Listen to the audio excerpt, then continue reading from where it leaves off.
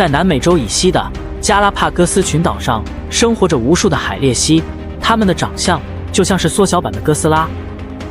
它们进食的时候会从礁石高空跳入大海。它们以海底的海藻以及贝类为食。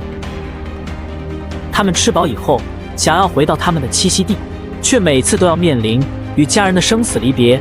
有的海鬣蜥躲避不开跑蛇的围攻，会直接被跑蛇缠绕窒息，直接吞掉。这只海鬣蜥却是个例外，它大摇大摆地在沙滩上走着，想回到它的栖息地，却不知跑蛇大军正在虎视眈眈地注视着它。跑蛇大军率先发起了包围，他回头看了一眼正在试图包围他的跑蛇，他没有轻举妄动，他在思考怎样摆脱跑蛇的围捕。一条跑蛇悄悄靠近他，想给他来一个突然袭击。跑蛇刚刚靠近他，他飞快地奔跑起来，跑蛇大军纷纷出动，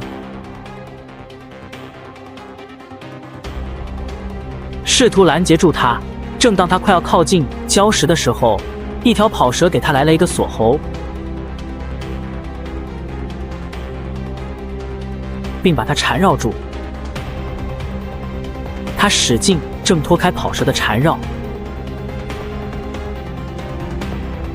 飞快地跑上了礁石，跑蛇在后面紧追不舍。他一个跳跃，成功躲开了跑蛇的大嘴。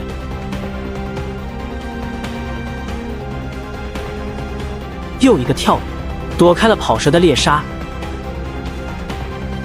又一个跳跃，成功回到了他的栖息地，回到了他爱人身边。没想到海鬣蜥为了生活，每天都经历生死考验。看到这里，我们人类更应该好好珍惜现在的美好生活。在这里祝愿天下人幸福美满。大家怎么看？欢迎在评论区评论。